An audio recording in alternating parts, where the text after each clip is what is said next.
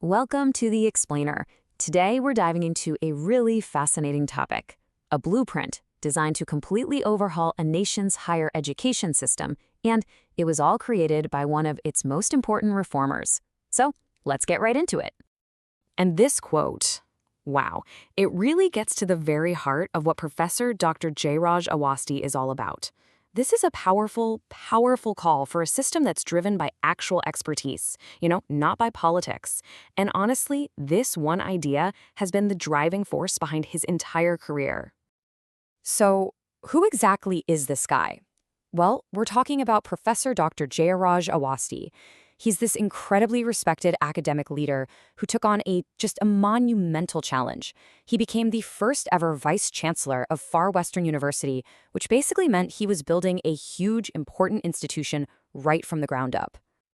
All right, here's our game plan for today. We're going to start with his background, then dig into the big challenges he saw in the education system. After that, we'll see how he built a university from scratch, look at his bigger plan for the whole country, and finally, we'll talk about the legacy he's leaving behind.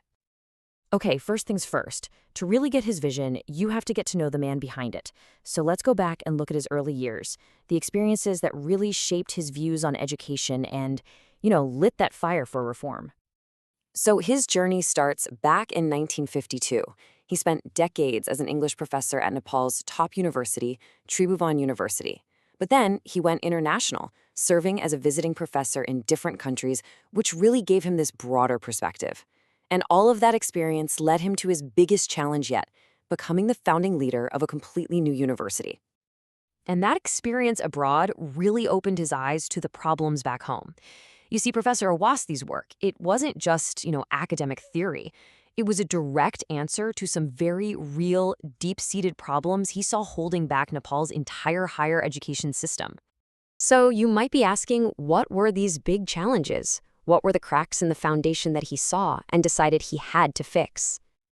Okay, so when you look at this list, what's so powerful is how all these problems feed into each other.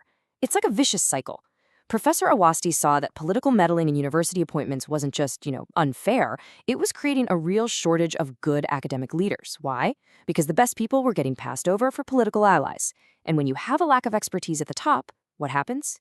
You get weak management, poor teaching, and that ultimately means the whole country suffers from a shortage of the skilled professionals it so desperately needs.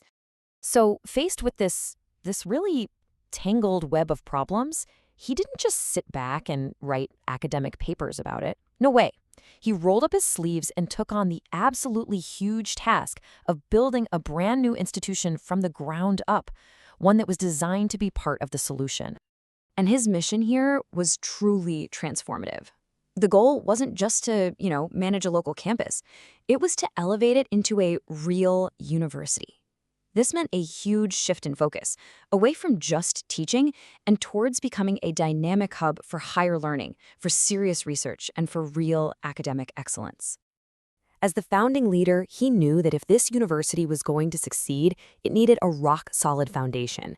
So he focused on 4 key pillars. First, developing modern, relevant courses. Second, building the actual physical infrastructure. Third, getting the right people on board, qualified academics and staff. And fourth, and this is so important, he wanted to build a culture of research right from the very beginning. It was a complete 360-degree approach to building an institution that was meant to last. Okay, so his work at Far Western University was almost like a laboratory. It became the foundation for something even bigger, a national blueprint for reform. So let's look at how he took that hands-on experience and scaled it up into a vision for the entire country.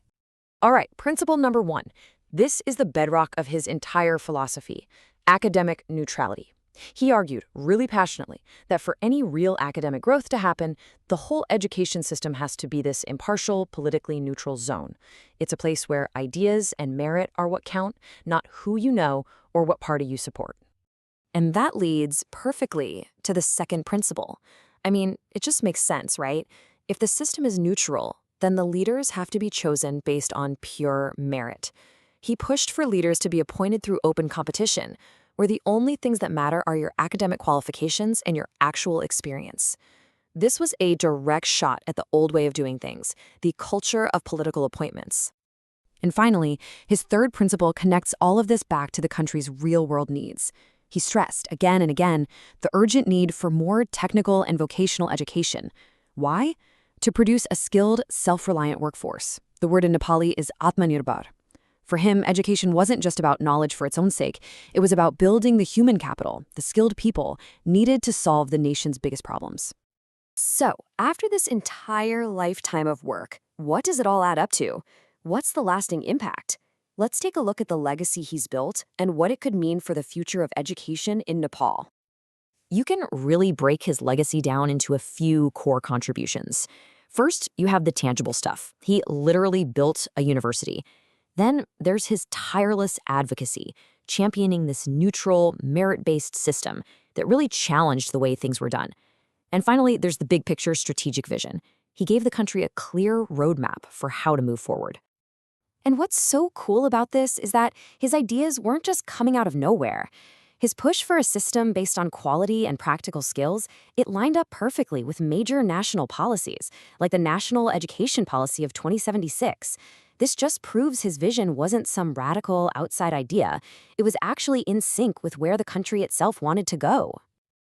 And maybe the best way to sum it all up comes from one of his peers. A fellow academic, Man Singh Dhami, described him as a senior academic, leader, and reformist personality. And that really says it all, doesn't it?